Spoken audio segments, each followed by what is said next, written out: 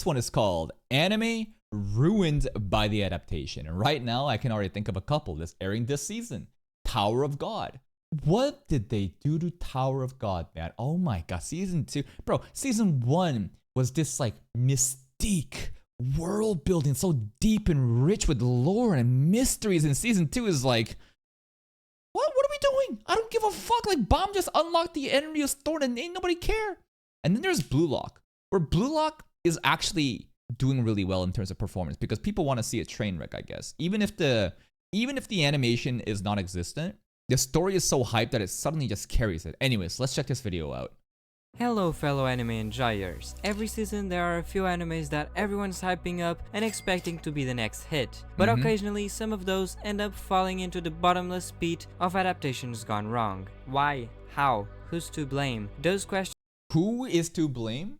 It's the production committees. Why do we have shitty adaptations of Tower of God and even Blue Lock right now, where even if Blue Lock has a shitty adaptation, it is, again, it's just an interesting outlier case where people are still hyped up and watching it. Half of them are memeing about it, laughing at it because of Slydock, and half of them are like, this is actually hyped because the story's so hyped. It's the production committee. The production committee are a group of corporate suits who decide how the funds will be allocated, the resources, the infrastructure, how many projects these studios will take on. 8-Bit Studios took on so many goddamn fucking projects compared to, you know, Tower of Blue Lock Season 1 back in 2022. And of course, if you don't have if you don't scale your headcount of employees along with the amount of projects you're taking, because most people just want to pay animators nothing and collect all the money, that's why we get shitty adaptations. We have shitty adaptation due to production committees fucking up any sort of reasonable planning. But there's also this variable of talent. Talent is something that I didn't realize was such a significant factor, which is kind of ridiculous to think about because, of course, like, animators are not just all the same. There's really, really good ones and there's, I guess, mid ones. And think of the talent as like a mercenary guild system, because most of them are freelancers, meaning they are willing to go to different projects depending on who's already there. Clout follows clout. People who are well recognized wants to work with well recognized people, and it's like an MVP VIP club where, you know, Jujutsu Kaisen, right? Like, the key directors there is someone that's so godlike that everyone also banded there together, right? It's like a bunch of S-rank guild members just helping each other's out.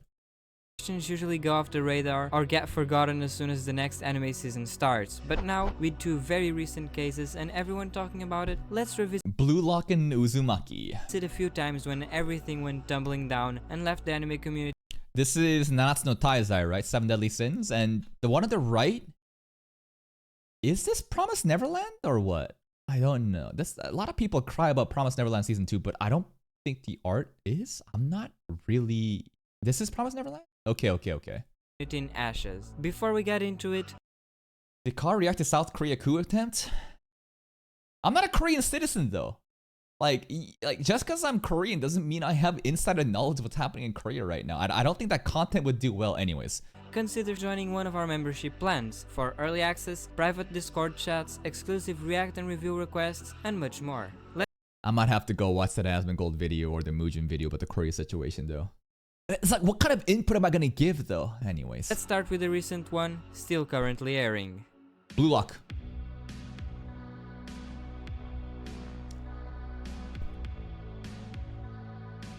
Blue Lock Season 1 was an excellent mix of sports and high-stakes games, Yes, and sir. had great animation during the first episode. And why is that? Because in 2022, 8-Bit Studios only had 2 goddamn projects, Blue Lock and something else.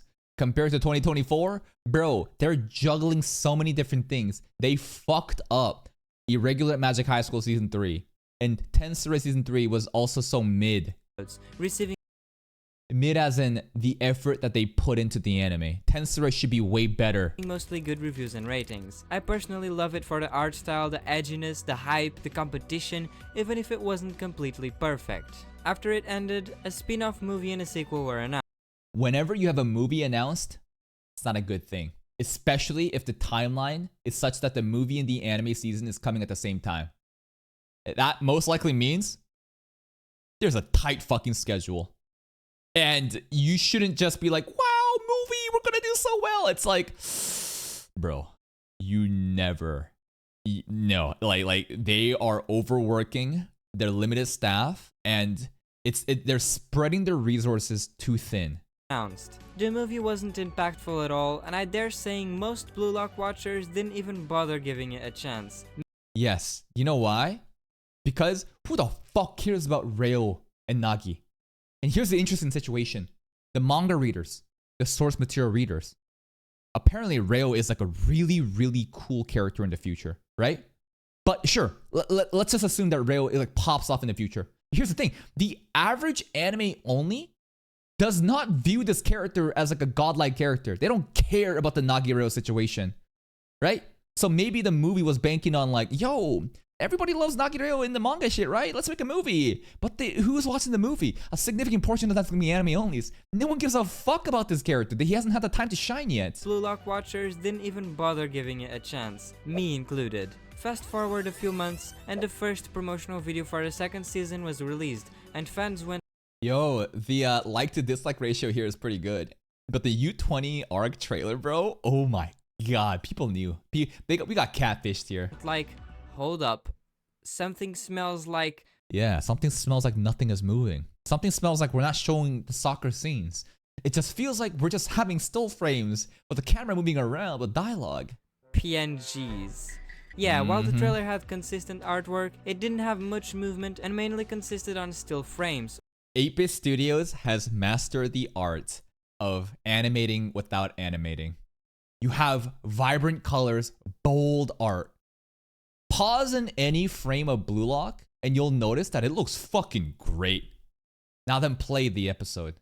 Specifically the soccer moments. Then you'll realize that like, damn. They are actually like, they have figured out a new strategy to just min-max this shit. The art of animating without animating. Or only mouth movements, which is something that trailers avoid doing since you want to get viewers hyped for your show, not the opposite. Blue Lock fans were starting to lose hope, but then, when the first episode released, things weren't as bad as they. Yeah, because the first episode was no soccer. We got catfish there too, right? First episode impression was great. We're announcing the roster and the system of who's gonna make it into the U20 match, right? New characters, new designs, dialogue is hype, great. All right, next episode. Oh boy. It seemed. It actually looked pretty decent. But you know the story doesn't end well if I'm talking about it in this video. Episode 2 dropped and so did the animation quality. Yeah, it did. And everyone who was watching it. The special effects had more movement than the actual animation. Yes, the only thing moving is the fucking CGI ball spinning while everyone else is just, you know, just sliding around. And the impactful scenes were looking not very good. People were quick to blame Studio. Do not let 8-Bit animate now, please. Remember, it's not the studio's fault.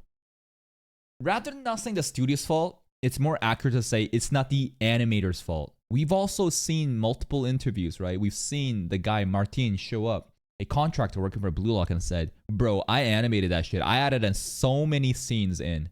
And they cut that shit out in the final product. Why? Because they're trying to fucking skimp the budget. They are fucking the animators over. So I think that you should never blame the animators. They are getting paid pennies to work for an industry where they get abused because it's like a, you know, a passion industry. Everyone wants to do it, right? But the corporate suits, the decision makers, the production committee, right? Bandai Namco in 8-Bit Studios, the top execs communicated and decided that, maybe we should take on 8 separate fucking projects for 2024 and have a limited budget and just spread our resources then. Those people are who you should be blaming. 8-Bit and the animators, but the whole goes a bit deeper than that. Martin Wright.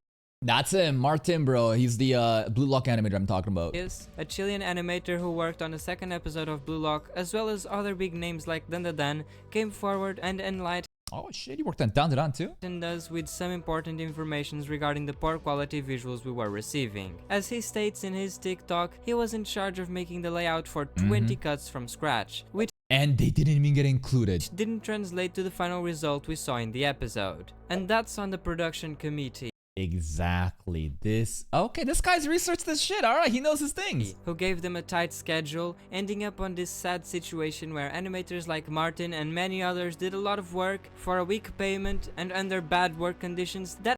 And to give you an understanding of the payment, bro, a month salary for Blue Lock, $32 USD. What? This is the standard rates. This is the money that animators are making. And if you are working in a place somewhere in maybe like Southeast Asia, right? Somewhere else where the currency is much lower, right? The cost of living is much lower. 32 USD can probably take you way farther than obviously 32 USD in America. But still, this is so fucked up. That ended up not even being fully used because there was no time to make it actually good, so they had to scrap a lot of the movement from the cuts. I really recommend watching Ari Kendo's video where he great videos, very informative. interviewed Martin and expanded a bit on the situation. This reflects a lot how most of the quote This dude, he is the production committee, bro. This dudes that look like this guy are the ones mismanaging anime, because at the end of the day, they don't give a fuck about anime. They don't care about making art. They care about, all right, anime is trending. Let's try to milk this shit as fast as we can. Try to focus on volume, just mass produce this content, and pat our wallets and get the fuck out. Parasite to the industry. They have no care for the anime or the art. They have no respect for it. All they care about is the position of power they're in and how they're going to abuse it to make them more richer at the cost of everyone else. But that's capitalism, baby. unquote higher ups only care about money and more money because for them it's just a business. After that, we also got some And here's a very interesting thing. They only care about money and more money. But, bro, I think that money, if you really wanted to make money, I think that one good anime, one great anime, can have more impact than 20 shitty isekais that gets min-maxed out of thin air. Look at Frieden. Look at what Dandadan is doing, right? That is gonna have such impact that is going to just cause way more people buying Blu-ray, DVD, merch, and so on to improve the bottom line, right? But here's the thing. If you want to dedicate so much time into just fucking one anime, that's kind of a gamble because obviously there's a time investment into it. And if that anime project doesn't execute, as in it doesn't do well, just because you put a lot of time into it doesn't mean it's going to be a hit. Frieden, for example, was a hit success. Something about it just made sense to so many people. But you could have an example where you did the same amount of investment into Frieden, but it doesn't hit as well. There's many different factors that's involved in, what the story is even about. Who is the current audience? How can you market this, right? So with that volatility and risk in mind, production committees are realizing, why bother taking that risk? We could try to do one great anime, but I know for a fact that we have a guarantee by pumping out so many mid shows that people are still going to eat up, that the amount of money that we make at the end of the day will be more safe and perhaps better, if not like equal to, or if not better than, let's say, investing into one project. This is my assumption on why production committees are executing this strategy of pumping out so much shitty shows rather than focusing on one great show. Insight by Eva Koi, another animator that only worked in the first season but personally knows some people who worked on the second one. And I quote, "To all people who go and blame Yeah, Solo Leveling and Chainsaw Man has super bad Blu-ray. Good quality does not equal money, exactly, right? The volatility, you never know. It's like, it's just, if it was so simple, if you could just follow a textbook formula so that every anime that you invested into was a hit success like Frieden, everyone would be doing it. But it's, sometimes you gotta be there at the right place at the right time. animators harass and make fun of them, please stop.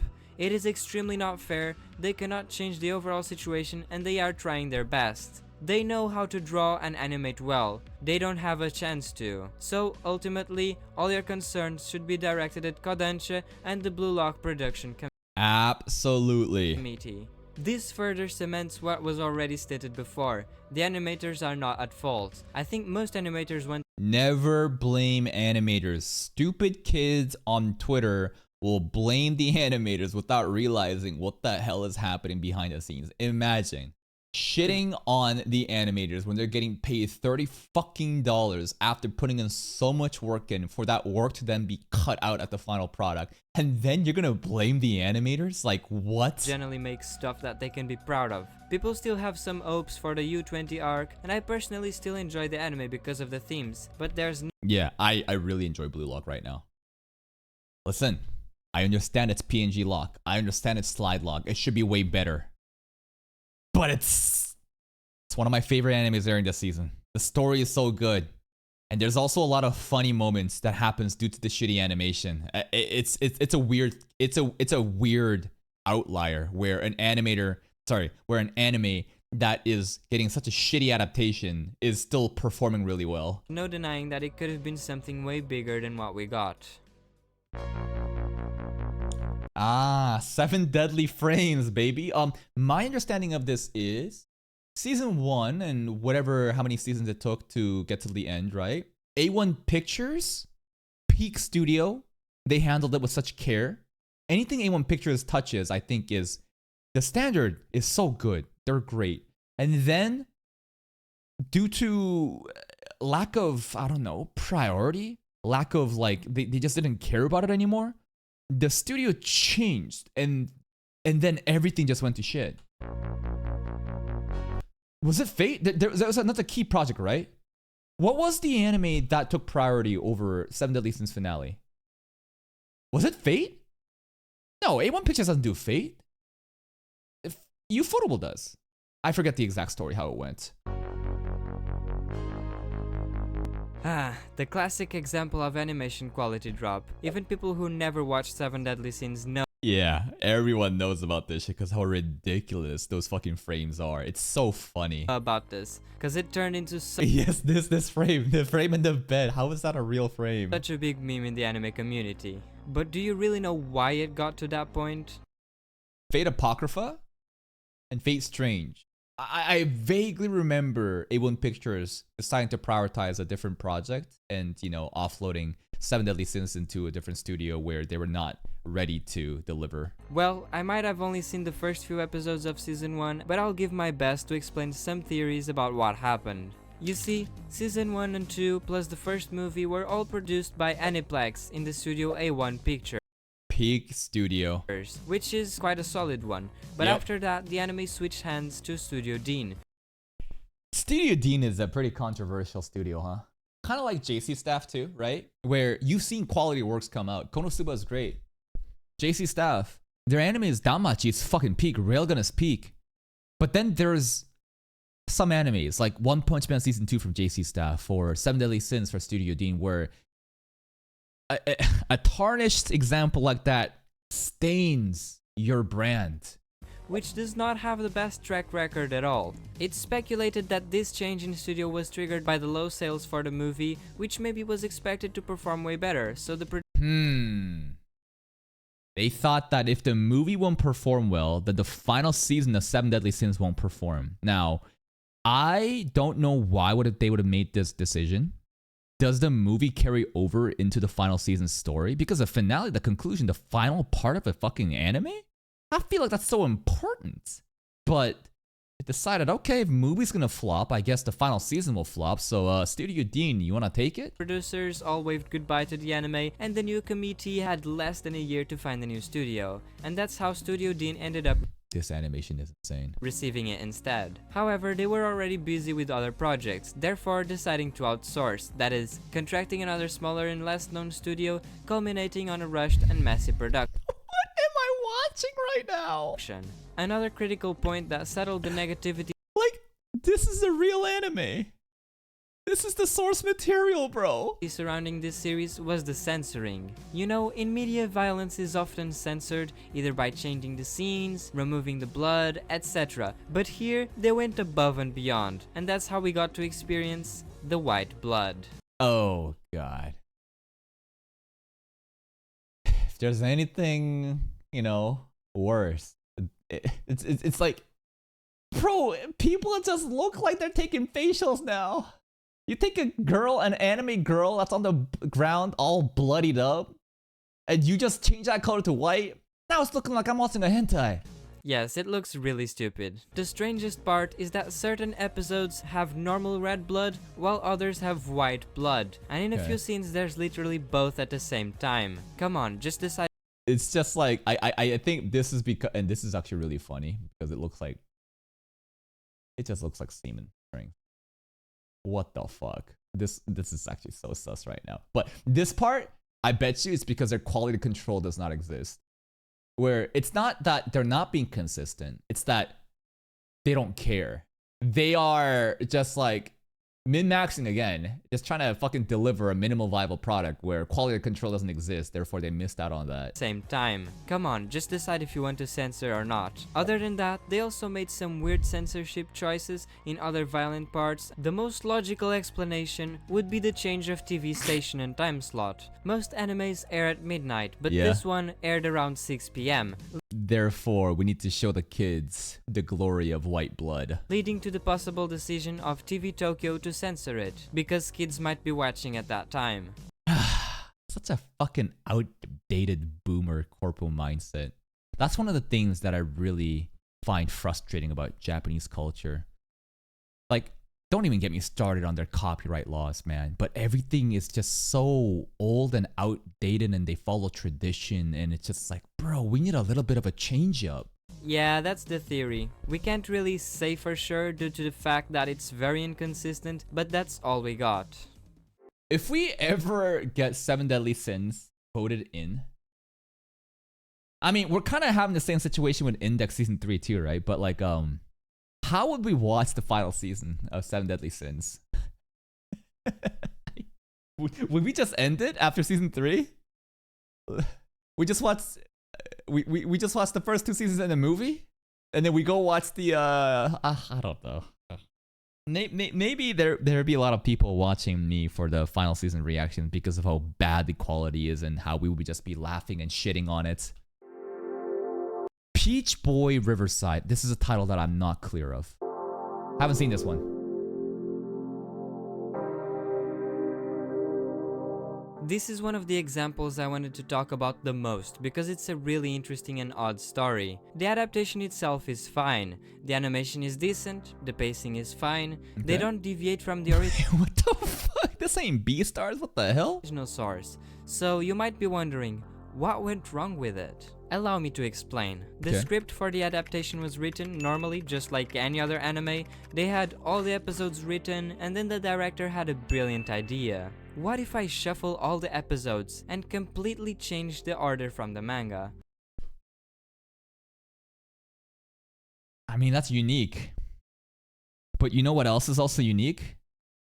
Putting ketchup on a banana. Just because it's unique doesn't mean it's gonna be good. Why would you fuck up the ordering chronologically of the episodes? People don't even... You're gonna spoil people. Shit that happens in episode 9 might have been foreshadowed back in episode 3. Like, what the hell is happening? And so, we have the most confusing and mind-boggling series you can imagine. For your information, to watch the original chronological order, you just have to follow this guide. First, watch episode 4, then episode 1, then episode 2, then episode 7, then episode 11, then episode 12, then go back to episode 5, then episode 6, then back again to episode 3, then jump to episode 8, then episode 10, and last but not least, go backward. Episode 9 is the finale, I see. And watch episode 9. I am not joking. That's how it was supposed to be. I'm not gonna lie to anyone and tell you that this had a lot of hype or could have gotten really big, because I don't think it could. It definitely scared away any potential. 6.24. Bold move, Cotton.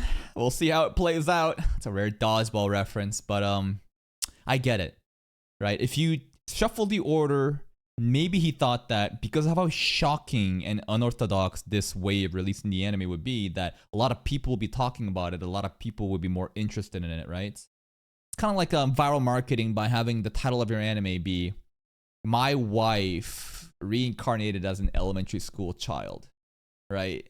Or even like Bunny Girl Senpai, the cover picture being a fucking stripper girl in a bunny suit, but that's not even the point of the show, right? Sometimes you do these things in hopes of attracting more eyes, but sometimes, most of the times I say, it's gonna fire back. Potential and a big chunk of the original fans, that's for sure. You might tell me, hey, but other animes have done this in the past and were very successful. It's really? just a storytelling choice. And to that, I just say one thing. Ratio. Just kidding. But why change it if the original intention was to tell the story chronologically? Why did the director Shigeru Ueda make this decision? Fortunately, looking at an interview with him, we got all the answers. Okay. He explains how he wanted to make that shuffle from the very beginning when he Why? accepted the project. Why? His motivation behind it is quite out there. Once he gave the manga to some other people outside of the animation industry to ask for their opinion. One of them said, I didn't have time, but I read from the middle and I thought it was interesting. You fucking retard. So your sample size audience right now that you're getting feedback from, and I think this is very important.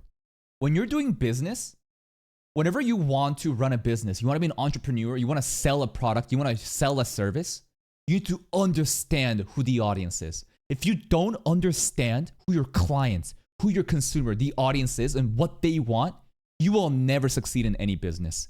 By understanding the pain points of the audience, the clients, of some sort of market, and delivering a solution, that's how you penetrate a saturated market. This dude talked to a person who's not even fucking from the anime industry. And he had no time like Gigok watching this shit 2x speed, started from the fucking middle because he ain't got no time. So you think that this person, this type of a person is the average audience? Unreal. This gotta be the stupidest shit. That same person also said he later tried reading again from the beginning and had a different impression the second time.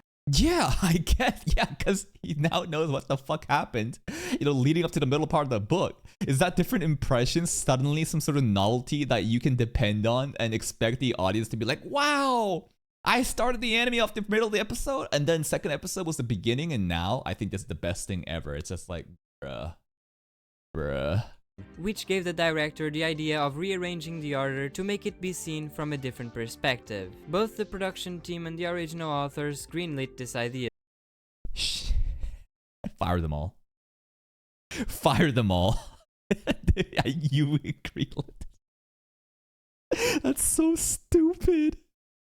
Like, the sample size of market research to understand who the audience is. You didn't even do it. Just some random dude that's not part of the anime industry telling you, yeah, I started from the middle. I got no time. And then I went back to the beginning. And whoa, it's different, bro. And he's like, I think we can use this guy as an example of what our audience of anime enjoyers are gonna be. Surely we can trust this one case, right? Though. Even the confused voice actors asked him about it, to which he only replied, there's a reason. Yeah, there's a reason. It's a very stupid reason. Avoid making it even more confusing. God. At least they aired the two versions, shuffled and chronological, simultaneously, in different channels. Even if at the time, people in the West didn't really know about it and ended up watching the shuffled one, like myself. While I do believe that the director wanted to elevate the original and do something unique and nice for the fans, it unfortunately really backfired, at least according to general consensus. Listen, I can appreciate the sentiment, but sometimes you're doing a bit too much.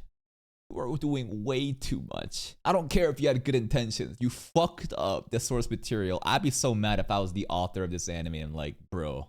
Unless it's an original story, but like, damn. What a wasted potential. Uzumaki. How many years was put into Uzumaki? A ridiculous amount for 4 fucking episodes, right? 4 episodes to deliver, yet they spent so many years working on it. 8 years? That's crazy. And not only that, they had multiple delays, rescheduling, right? So many different things happened. And based on my brief understanding of this, I think it was something like, okay, they marketed Uzumaki before the whole 4 episodes are complete.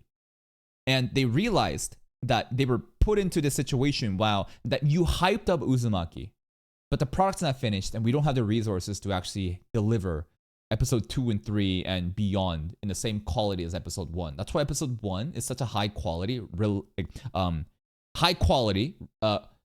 in reference to, what's the word? Holy shit, relative It's high quality relative to the other episodes, and they were like, shit. Either we cancel the project and don't give people, Uzumaki because we simply can't deliver a good product, or we have to just put that shit out because you fucking marketed already, so people are gonna get upset, but it's gonna be mid. This one is also still fresh in everyone's memories. Not long ago, still in this season, we got Uzumaki, one of the biggest train wrecks of the year. 5.92. Goddamn. Yo, ReZero only at 8.81? Oh, season 3. Yeah. Split quarter, right? First half. It's not over yet. By the end of, arc 5 in the next 8 episodes in February, I bet it's gonna break through 9. Junji Ito, the author of the manga, has a big curse in regards to the adaptations of his work. Poor guy. Such a legendary author, right? One of the icons of horror shit in Japan, yet none of his manga can ever get a proper adaptation. Why is that? No anime ever managed to be successful or capture the essence of his extremely popular horror stories. Everyone was expecting Uzumaki to finally break that curse and be the first good adaptation. Nope. The first episode only further cemented this feeling, with a loyal animation and an eerie atmosphere that brought it to a solid 8.20. 8.23?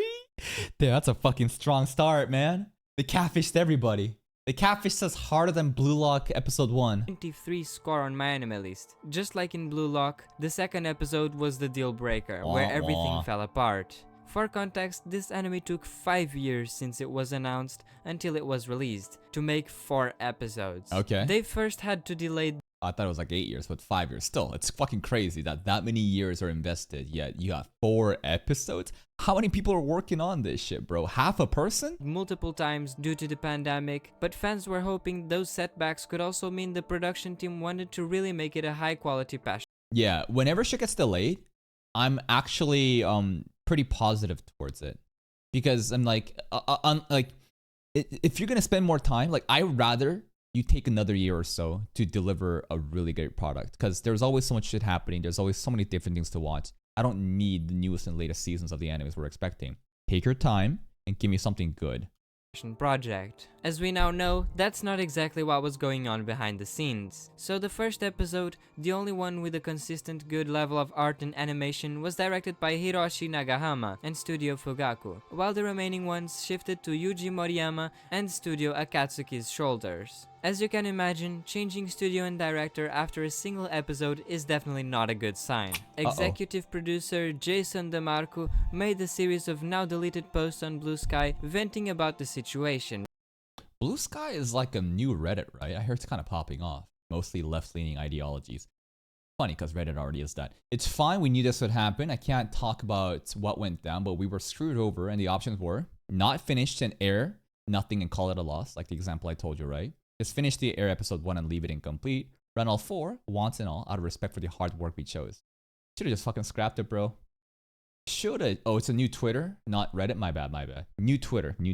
Revealing the sad truth. I can't talk about what went down, but we were screwed over, and the options were A, not finished. What's the porn situation like there on Blue Sky? How heavily censored is the content? Because Twitter is pretty fucking good. Blue Sky kind of crazy. Maybe I should check it out. Air nothing and call it a loss. Are we gonna have Blue Sky farming threats soon? Are the mentally ill also gonna all go to Blue Sky and start crying and starting dramas and wars against each fandoms? Great, another social media account. Sorry, another social media platform that we can just fucking farm off of. B, just finish and air episode 1 and leave it incomplete. Or C, run all 4, warts and all. Out of respect for the hard work, we chose C. Someone is definitely at fault here, and we all just had to do our best when things exploded. Name That's them. genuinely such a sad thing to read, knowing they really weren't granted any possibility of making it work. Henry Thurlow, a known animator, gave his 2 cents on what he thinks might have spiraled out of control behind the curtains. As for the Uzumaki production, at the end of the day, it's almost certainly some Western producer's fault. This is taking too long, so for some other studio to finish it, I don't care what it looks like. I'd bet everything I have that's how it went down. We don't know who exactly is at fault, but everything points towards someone in the Western production side. To be completely honest, I didn't mind the downgrade that much, and it took me a bit to get used to the style in the first place. Plus, the story carried the anime for me. But for now, I don't know if we're ever gonna have a definite Junji Ito adaptation. Now, has there ever been an actually good horror anime adaptation? That's not a talking point that I've heard. Recently, I can think about Dark Gathering. Is that a horror anime though? It is, like supernatural ghosts and spooky shit. Higurashi? Another? Okay, so they do exist. I thought that there was something about this whole genre of horror that is hard to really adapt from manga to anime that's causing this shit, but who knows? Promise Neverland. What do I know about this? Season 1 I heard was really good. But season 2, they rushed the story, right? They did like an anime original adaptation of the content and just rushed everything, right? This is, without any doubt, the saddest case of them all. This is the saddest? Okay. It hurts. Imagine if they skipped season 2 and season 3 for Attack on Titans. That's crazy. You can't be doing that. So it started off really, like, you know that picture? Okay, sure. I got a perfect example for this one. I got a perfect one. Horse drawn anime example. Horse drawn well example. Meme? Yeah, okay, this will work. I was gonna do this anyways. This is it. So, you know how there's like the memes of like a really well-drawn horse and every part it's just like season 1, season 2, season 3, and then at the end it's bad? But basically this is it. Season 1 is this half. And then this is season 2. This is Promise Neverland, right? I love this fucking template, bro. My heart just from searching about it, because The Promised Neverland is my favorite anime and my favorite manga of all time. Oh, 100 girlfriends involved in his favorite manga of all time. I see you.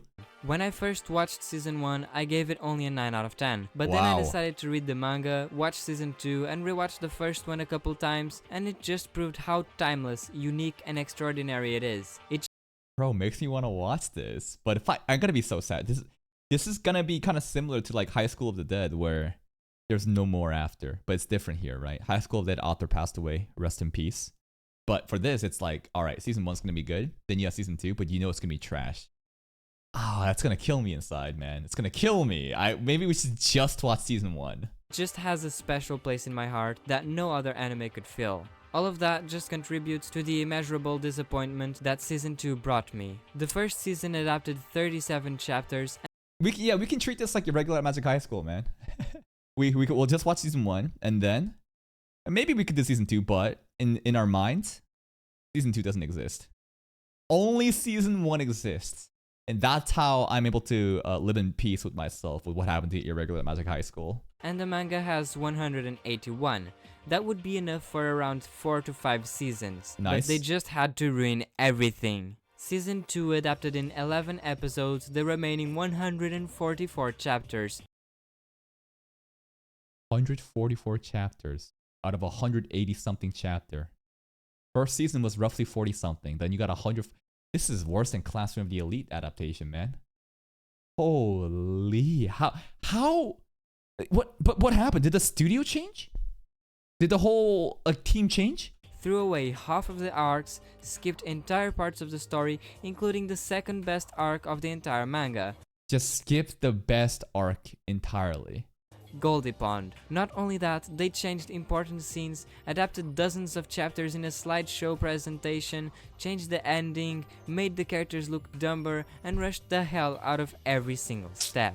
I'm not saying what happened though, why? It doesn't have any qualities, because despite all of that, it still has a great opening, some good anime original touches, and the first few episodes were faithfully adapted. Before the second season started airing, the staff announced that there would be some changes in the adaptation, with the supervision of the author, and in an interview, with the supervision of the author? The author wanted to do this? Producer Kenta Suzuki said that we would like to create an anime that is interesting because of its differences and its different approaches from the original manga. That's a bunch of nothing burger. That doesn't mean shit.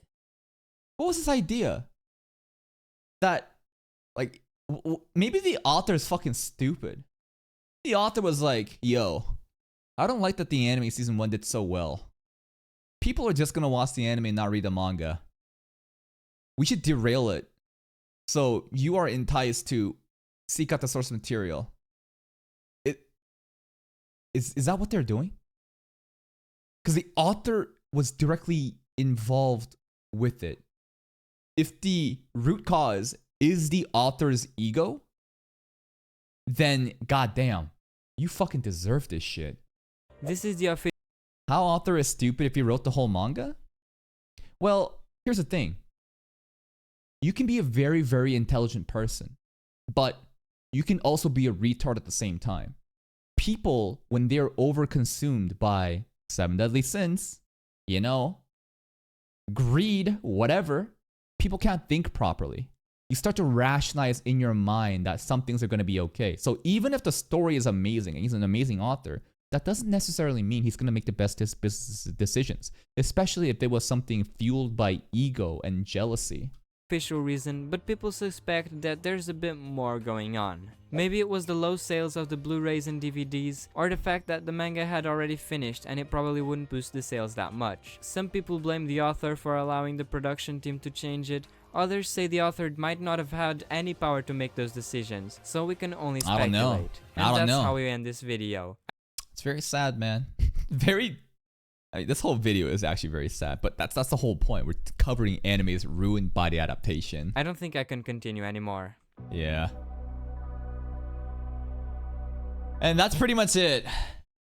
That's pretty much it. Please go check out Mr. Azurian. This is a very cool, informative video. My favorite part was probably the one where we covered the chronological orders. Like, what the fuck is the idea here? But what did we learn from this video? Never blame the animators. Blue Lock example. You need to understand the corporate structures of how the anime industry works and think it's very simple. At the end of the day, you can think simply like this, even though there's much more involved. Production committee. These are the bad people in the suit, right? Remember the baldy that we see all the time in Blue Lock? Where is he? This guy. Production committee. Think of him, okay? They want to make as much money without investing money. They want to give so many projects to have shitty adaptations to pump out volume of content in order to pad their wallets, and the animators get shit on it. And kids will blame the animator without realizing that this motherfucker is behind the screen laughing at every one of you, having a fucking vacation on his yacht, because this is capitalism. And at the end of the day, corporate greed will always get in the way of art. There is a conflict of interest in wanting to make a lot of money and wanting to create art. Art cannot be commoditized. I'm not sure if that's the right word. Art shouldn't be turned into a commodity. It should be something born from a place of passion. And when you have someone that's crazy enough, that loves their craft so much, you get amazing animes. You get amazing art. And this shouldn't discourage you from thinking that every anime will just be taken over by corporate greed. A lot of them will be, but once in a while, you see these hidden gems. You see this anime is getting the treatment it deserves, like Studio Bind being made specifically for Mushoku Tensei, or Studio White Fox with their close association with, Nagatsuki Tape for ReZero. Look at Dan Da Dan. Look at Frieden, right? There can be quality, so don't just always think that this is just, doomer news. But again, here it is. Here's a link to the video. Please go check out Mr. Azurian. Check out his videos. Like this video if you did. I'll see you next time.